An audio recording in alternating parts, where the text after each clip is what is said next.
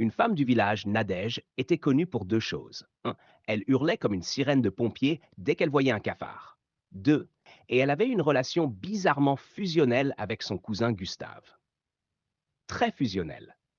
Trop fusionnelle.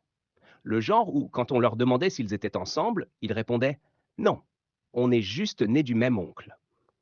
Bref, un jour, Nadège décide de braver ses peurs et d'accompagner Gustave à la chasse. Il lui dit: «Allez, viens, la forêt va te faire du bien. Et t'inquiète, il n'y a pas de cafards, que des bêtes mignonnes comme des sangliers, des hyènes et peut-être des pitons.» Des quoi? Des papillons. J'ai dit papillons. Arrivé dans la forêt, Gustave part d'un côté, Nadège de l'autre. Et là, au bout de 10 minutes de marche, elle entend un craquement dans les feuilles. Elle se fige. Elle regarde au sol et bam! Elle tombe nez à nez avec un gros serpent. Mais pas un petit serpent timide, non.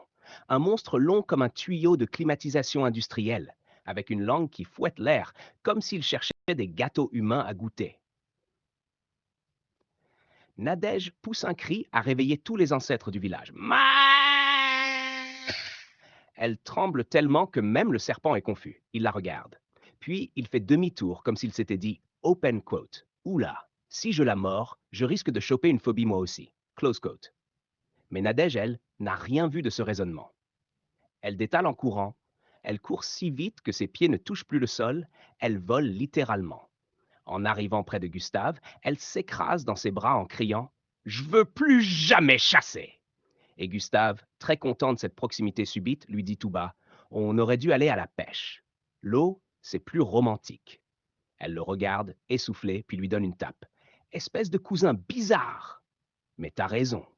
Au moins les poissons, ils mordent pas avant de te regarder dans les yeux. Tu veux une suite? Peut-être la scène du retour au village avec les anciens qui demandent ce qu'elle a vu,